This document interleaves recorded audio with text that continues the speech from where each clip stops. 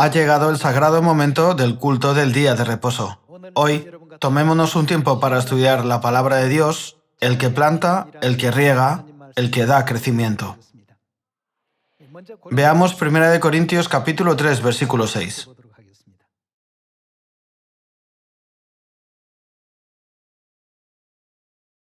En el capítulo 3, versículo 6 dice: Yo planté, Apolos regó, pero el crecimiento lo ha dado Dios. Así que ni el que planta es algo, ni el que riega, sino Dios que da el crecimiento. Y el que planta y el que riega son una misma cosa, aunque cada uno recibirá su recompensa conforme a su labor, porque nosotros somos colaboradores de Dios y vosotros sois labranza de Dios, edificio de Dios. A través de estas palabras dadas en 1 Corintios capítulo 3, podemos confirmar los roles más importantes en el Evangelio. Aquí, Dios nos ilumina a través de la Biblia, que se nos ha encomendado los papeles del que planta y del que riega, y que es Dios quien da el crecimiento a todos los seres vivientes. Si el que planta la semilla no toma la acción de plantarla en la tierra, no podemos esperar que nada ocurra después. Debe haber una acción de plantar algo, ¿verdad? Entonces, también debe haber el que riega, es decir, que cuide lo plantado. Sin embargo, no son suficientes.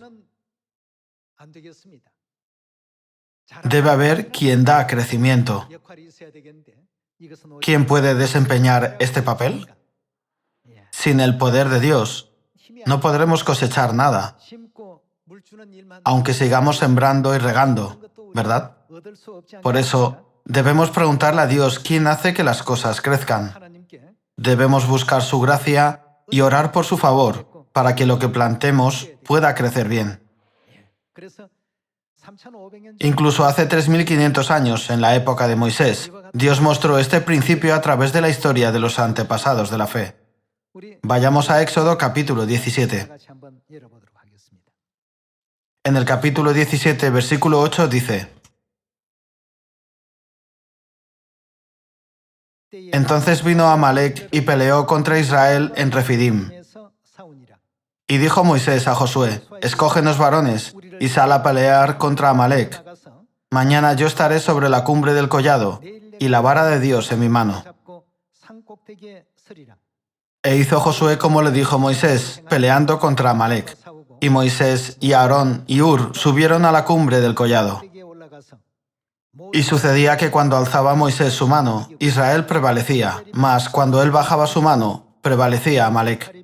Y las manos de Moisés se cansaban, por lo que tomaron una piedra y la pusieron debajo de él, y se sentó sobre ella.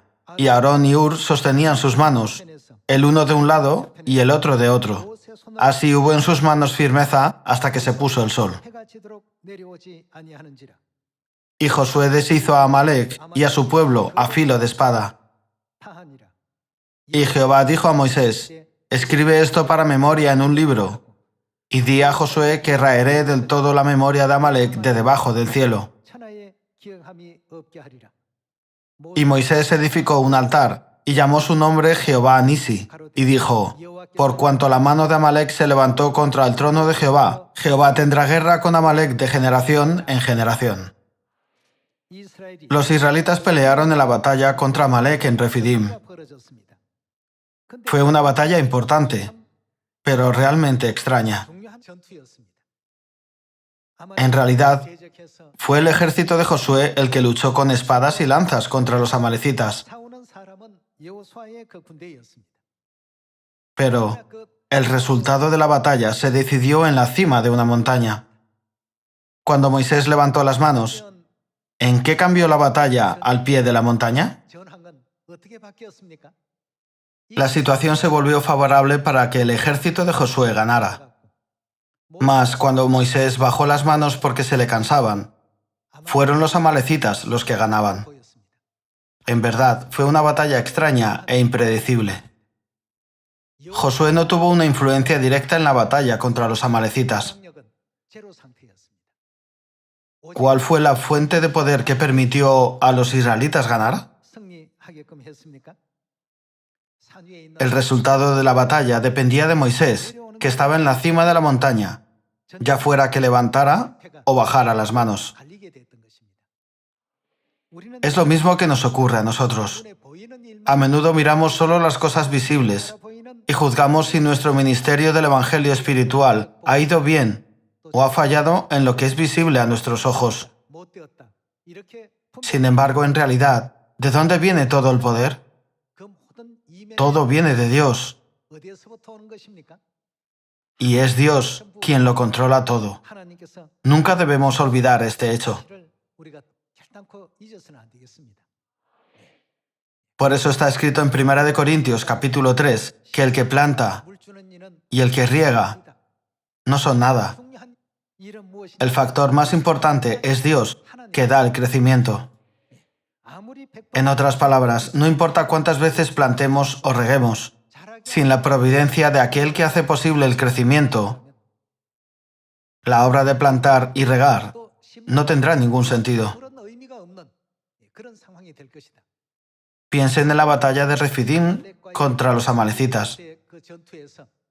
La victoria y la derrota no dependían de que Josué tuviera una excelente habilidad con la espada o una buena estrategia para comandar los soldados. No fue así como se decidió la victoria. Dependiendo de si Moisés levantaba o bajaba las manos sobre la montaña, a veces los amalecitas ganaban y a veces los israelitas. Según este principio, Aarón y Hur se pusieron a cada lado de Moisés y lo ayudaron levantando las manos, ya que se le cansaban. Como sus manos permanecieron firmes hasta la puesta del sol, ¿qué hizo el ejército de Israel? Derrotaron a todos los amalecitas. Les sobrevino una obra de poder tan asombrosa. ¿Por qué toda esta historia está escrita en la Biblia? Está escrito como una lección para nosotros que vivimos en la actualidad. ¿Qué clase de lección quiere enseñarnos Dios que hizo registrar esta historia? ¿Cuál es la razón por la que Dios ofrece la oportunidad de escuchar esta lección a todas las personas de las generaciones futuras que creen en Dios? ¿Acaso no nos enseña que no debemos centrarnos solo en lo que es visible para nuestros ojos y que siempre debemos orar y pedir más a Dios que nos dé la fuerza y el poder en el mundo que no es visible? Por eso el escritor de Salmos escribió en el capítulo 121 que durante todo el tiempo que vivió, Dios lo ayudó en cada momento de su vida para que su reino prosperara y lo liberara de la mano de sus enemigos.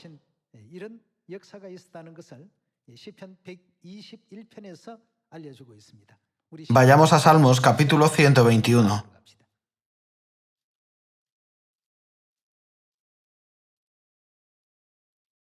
En Salmos capítulo 121 dice: Alzaré mis ojos a los montes. ¿De dónde vendrá mi socorro? Mi socorro viene. ¿De dónde viene? Viene de Jehová, que hizo los cielos y la tierra. Lo que la gente podía ver era la batalla entre el ejército de Josué y los amalecitas. Sin embargo, la victoria dependía de Moisés, que levantaba o bajaba las manos en la cima de la montaña. Lo mismo ocurre con nuestra vida de la fe. El que planta y el que riega son personas visibles. Sin embargo, Dios que da el crecimiento lleva a cabo su obra en el mundo invisible. Supongamos que plantamos un ser vivo, lo regamos y creamos todo tipo de ambientes para que crezca. Pero sin la providencia y la operación de Dios que da el crecimiento, ningún ser viviente puede existir en esta tierra. ¿No es cierto? Por eso el escritor de Salmos dijo: Alzaré mis ojos a los montes. ¿De dónde vendrá mi socorro? En cada momento de su vida hubo decenas de miles de ayudas invisibles de Dios. No fueron sus logros. ¿Y el rey Ciro? Pensó que había sido él quien había derrotado a sus enemigos en la batalla y que todo se lograba con su propio valor y estrategia. Además, al conquistar Babilonia, pensó que tal obra podría hacerse por su propia valentía y su propia estrategia. Sin embargo, más tarde comprendió que Dios ya había profetizado lo que le ocurriría a través del profeta Isaías. Yo iré delante de ti y enderezaré los lugares torcidos, quebrantaré puertas de bronce y cerrojos de hierro haré pedazos, y te daré los tesoros escondidos y los secretos muy guardados. Antes de que naciera Ciro, los profetas habían profetizado sobre él, y Dios había guiado a Ciro a vivir su vida por ese camino. Cuando el rey Ciro no conocía la profecía, pensaba que él había hecho todo ese trabajo y siempre se centraba en las cosas físicas, como su ingenio y la valentía de sus tropas. Sin embargo, al leer la profecía que había sido escrita antes de su nacimiento, se sorprendió mucho. Estaba realmente asombrado de que Dios incluso mencionara el nombre de Ciro en el libro de la profecía. Del mismo modo, Dios está siempre con nosotros en cada momento de nuestra vida. Cuando caminamos con Dios, siempre podemos salir victoriosos. Sin embargo, cuando no caminamos con Dios, sino que vivimos una vida que no agrada a Dios, sin importar cuántas personas a nuestro alrededor nos ayuden, ¿pueden nuestros esfuerzos lograr algún resultado? Nunca darán resultado. Debemos vivir con la ayuda de Dios. Continuemos viendo Segundo de Reyes, capítulo 5. Vayamos a Segundo de Reyes, capítulo 5, versículo 8.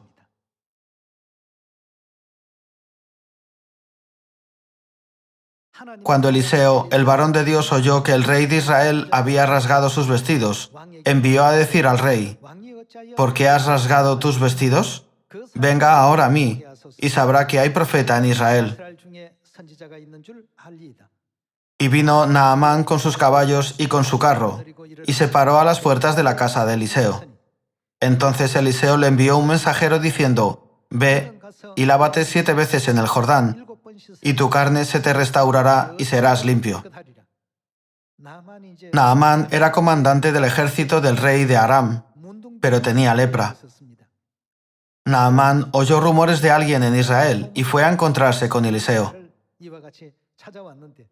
Él fue comandante del ejército de un país, es decir, ministro de Defensa Nacional, como el funcionario de más alto rango de ese país. Cuando llegaba un funcionario de tan alto rango, la gente salía y se inclinaba a él. Pero Eliseo envió un mensajero para entregar su mensaje. Continuemos con el versículo 11. Y Naamán se fue enojado, diciendo: he aquí yo decía para mí, saldrá él luego, y estando en pie invocará el nombre de Jehová su Dios, y alzará su mano y tocará el lugar, y sanará la lepra. Abana y Farfar, ríos de Damasco, ¿no son mejores que todas las aguas de Israel? Si me lavare en ellos, ¿no seré también limpio? Y se volvió y se fue enojado. Naamán visitó a Eliseo para curarse de su lepra, pero Eliseo no lo trató como esperaba. Pensó que Eliseo debería salir y hacer una actuación maravillosa para curar su lepra. Aunque le visitó, Eliseo ni siquiera salió a recibirlo, sino que envió un mensajero para llevar el mensaje: ve, lávate 7 veces en el Jordán, y tu carne será restaurada. Por lo tanto, iba a regresar a su país con el corazón muy molesto y decepcionado. En ese momento llegaron los sirvientes de Naamán y trataron de persuadirlo para que no lo hiciera. Veamos el versículo 13. Mas sus criados se le acercaron y le hablaron diciendo: Padre mío, si el profeta te mandara alguna gran cosa, ¿no la harías? ¿Cuánto más diciéndote, lávate y serás limpio? Él entonces descendió y se zambulló 7 veces en el Jordán, conforme a la palabra del varón de Dios. Y su carne se volvió como la carne de un niño y quedó limpio. Observemos esta historia sobre Naamán en el tiempo de Eliseo. Al principio, Naamán pensó que Eliseo llevaría a cabo una ceremonia grandiosa y magnífica ante los ojos de un hombre. En ese momento, no había medicina para curar su enfermedad. Era algo que no podía curarse, sino a través del poder sobrenatural de Dios. Por eso le costó creer cuando el profeta le dio una instrucción tan simple. Aunque vino una persona de tan alto rango, el profeta ni siquiera salió a recibirlo, sino que envió un mensajero para decirle: «Ve, lávate 7 veces en el Jordán, y tu carne será restaurada». Debido a esto, Naamán se sintió muy herido. Sin embargo, en ese momento, los siervos que lo seguían dijeron: «Si el profeta le hubiera dicho que hiciera algo más grandioso, ¿acaso no lo habría hecho para curarse? ¿Cuánto más entonces cuando le dice que haga algo tan sencillo? ¿Por qué no lo intenta?». Después de escuchar sus palabras, Naamán cambió de opinión. Fue al río Jordán y se lavó 7 veces. Entonces, sorprendentemente, su carne fue restaurada como la de antes de la lepra. Al observar esta historia, debemos preguntarnos: ¿quién desempeñó el gran papel en el mundo invisible para que se cumpliera esta obra? Naamán esperaba que se llevara a cabo físicamente alguna ceremonia y acontecimiento grandioso. En cambio, Eliseo le dio una dirección muy simple. No le parecía que su enfermedad se curaría de esa manera. Hay un asunto importante que debemos enfocar en esta historia en la época de los reyes. Podemos confirmar que la verdadera fuente de poder se encuentra en el mundo invisible, no en el mundo visible. La fuente del poder viene de aquel que es invisible. ¿Quién es? Es Dios. ¿De dónde viene mi socorro? ¿De dónde viene la ayuda? Siempre debemos prestar atención al hecho de que la ayuda viene de Dios. Echemos un vistazo a todo lo recorrido en nuestra vida hasta ahora. En todo momento, Dios nos ha ayudado, guiado y llevado a cabo su obra para que finalmente podamos entrar en Sión. Dios nos ha guiado a todos hacia la gracia que tenemos hoy. Podemos venir aquí hoy no porque seamos lo suficientemente inteligentes como para entender la Biblia de una vez y comprender la Pascua tan pronto como la conozcamos, o porque seamos mejores que otros para que podamos creer en el Padre Celestial y en la Madre Celestial, Nueva Jerusalén de inmediato. Dios nos eligió antes de la creación del mundo y nos condujo hasta donde estamos hoy, momento tras momento, sin quitar sus ojos de nosotros. Nunca debemos olvidar este hecho. Por lo tanto, ya que Dios dijo: «Dad gracias en todo», demos gracias en toda circunstancia. Pasemos a 2 de Reyes, capítulo 19. 2 de Reyes, capítulo 19, registra la historia del rey Ezequías y describe una escena en la que Judá fue atacada por Asiria. Versículo 13. ¿Dónde está el rey de Hamat, el rey de Arfat y el rey de la ciudad de Sefarbaim, de Jena y de Iba? Y tomó Ezequías las cartas de mano de los embajadores, y después que las hubo leído, subió a la casa de Jehová, y las extendió Ezequías delante de Jehová. Y oró Ezequías delante de Jehová, diciendo: «Jehová, Dios de Israel, que moras entre los querubines, solo tú eres Dios de todos los reinos de la tierra. Tú hiciste el cielo y la tierra. Inclina, oh Jehová, tu oído y oye. Abre, oh Jehová, tus ojos y mira. Y oye las palabras de Sennacherib, que ha enviado a blasfemar al Dios viviente. Es verdad, oh Jehová, que los reyes de Asiria han destruido las naciones y sus tierras, y que echaron al fuego a sus dioses, por cuanto ellos no eran dioses, sino obra de manos de hombres, madera o piedra, y por eso los destruyeron. Ahora pues, oh Jehová, Dios nuestro, sálvanos, te ruego, de su mano, para que sepan que todos los reinos de la tierra que solo tú, Jehová, eres Dios». Esta es una escena en la que el rey Ezequías estaba temblando con gran temor y oró a Dios. El reino de Asiria era el país más poderoso en ese momento. Un país tan poderoso estaba descendiendo para atacar el reino de Judá. Estando en esta situación, el rey Ezequías no tenía a nadie en quien confiar aparte de Dios. Ni siquiera pudo imaginar que sería capaz de derrotarlos con su propia defensa nacional. Como se encontraba en tal situación, oró fervientemente a Dios. Entonces Dios le dio la respuesta. Pasemos al versículo 30. Y lo que hubiere escapado, lo que hubiere quedado de la casa de Judá, volverá a echar raíces abajo y llevará fruto arriba. Porque de Jerusalén saldrá un remanente, y del monte de Sión los que se salven. El celo de Jehová de los ejércitos hará esto. Por tanto, así dice Jehová acerca del rey de Asiria: no entrará en esta ciudad. Significa que ni siquiera llegará a esta ciudad. Ni arrojará saeta en ella, no vendrá delante de ella con escudo, ni levantará contra ella baluarte. Por el mismo camino que vino, volverá, y no entrará en esta ciudad, dice Jehová. Porque yo ampararé esta ciudad para salvarla, por amor a mí mismo y por amor a David, mi siervo. A juzgar por el número de los soldados y su fuerza, era imposible para el reino de Judá luchar contra ellos.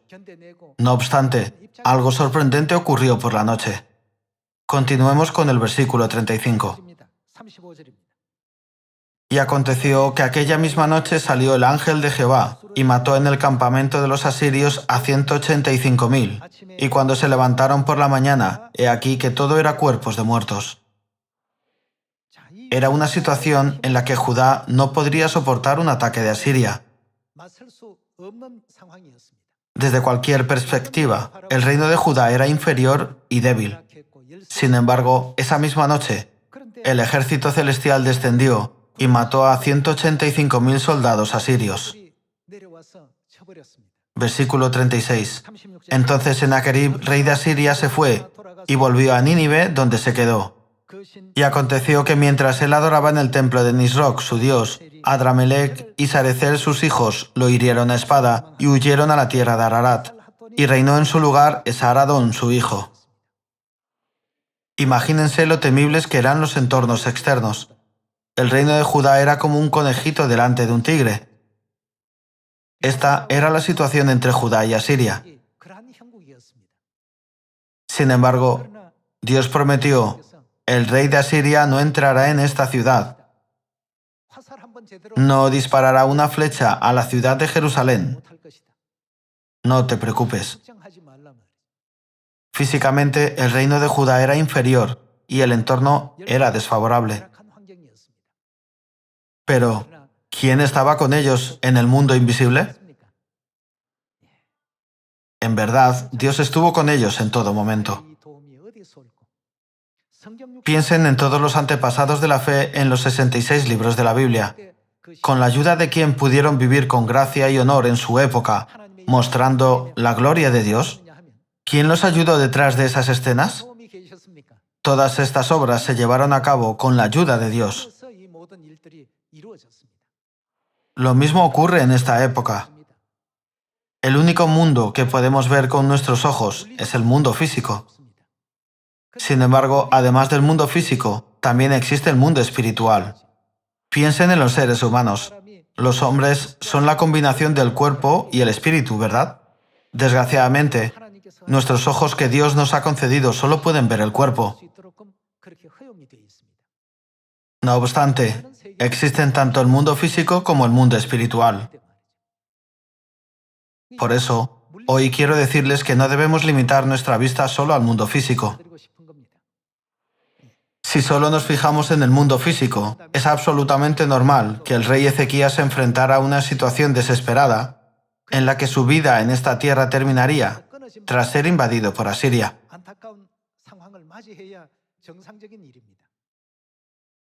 Sin embargo, los ejércitos celestiales del mundo invisible destruyeron a 185.000 soldados asirios en una noche. ¿Qué podemos aprender a través de toda esta historia? Aunque el que planta y el que riega existen en el mundo físico, el que da crecimiento es Dios. y Él obra las cosas en el mundo invisible. Deberíamos creer firmemente en este principio, ¿verdad? De hecho, Dios nos ha ayudado mucho, aunque no lo podamos ver.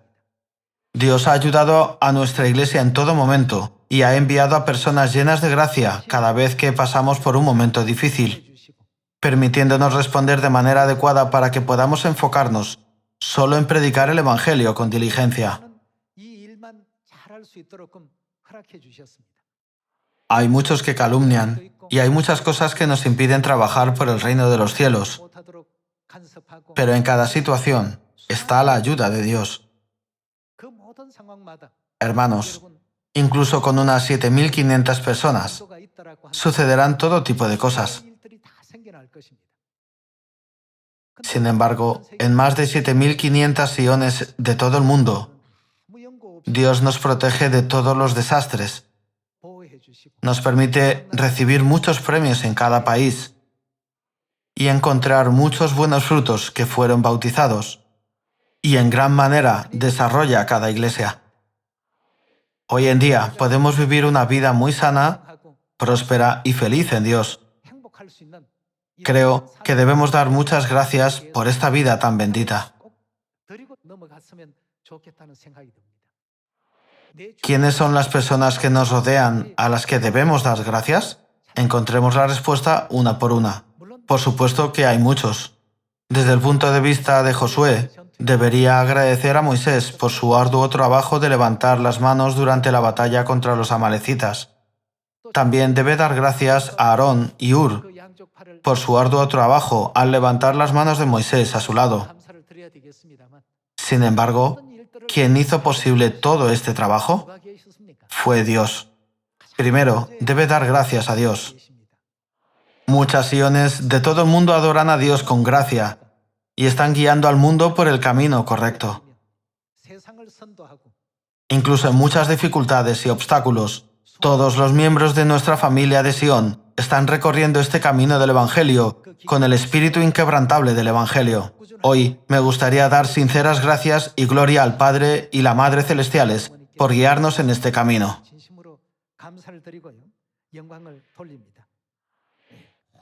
Nadie puede ayudarme excepto Dios. Dios, por favor, ayúdeme. Cuando el pueblo de Dios llama a Dios de esta manera, Dios nunca se apartó de las voces de los que lo buscaban. Grabemos hoy este hecho en nuestros corazones. Con tal entendimiento, debemos pedir a Dios más encarecidamente que nos dé la fuerza, la sabiduría, la capacidad y la fe para que podamos predicar rápidamente este Evangelio en Samaria y hasta lo último de la tierra. Permítame concluir el sermón después de leer un versículo más en Salmos capítulo 127. En Salmos capítulo 127, versículo 1 dice: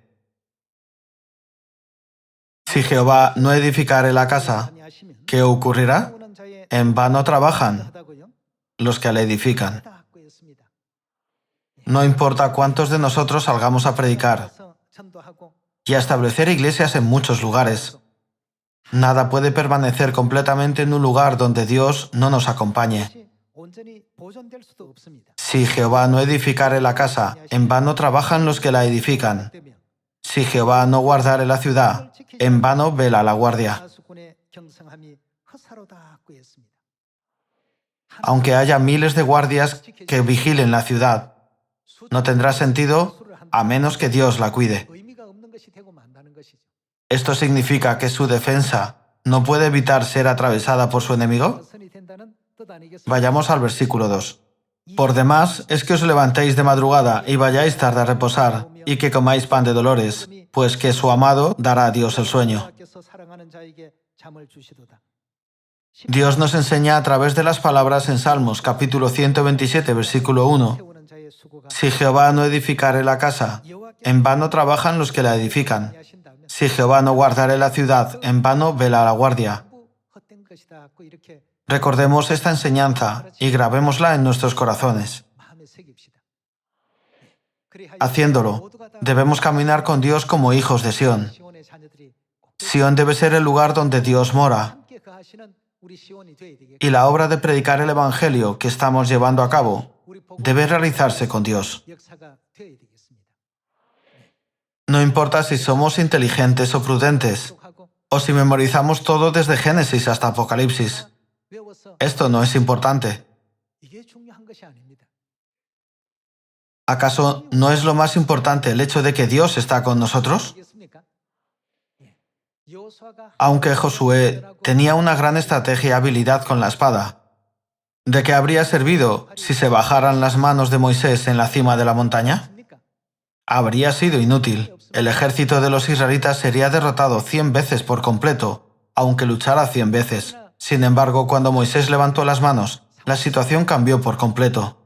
La victoria no se determinó en el campo de batalla al pie de la montaña. Ya estaba determinado en la cima de la montaña. ¿Por qué la Biblia nos enseña estas cosas? Grabemos profundamente estas enseñanzas para que todos los miembros de la familia de Sion alaben y glorifiquen a Dios correctamente y reciban muchas bendiciones. Con esto, me gustaría concluir el sermón de hoy. Muchas gracias.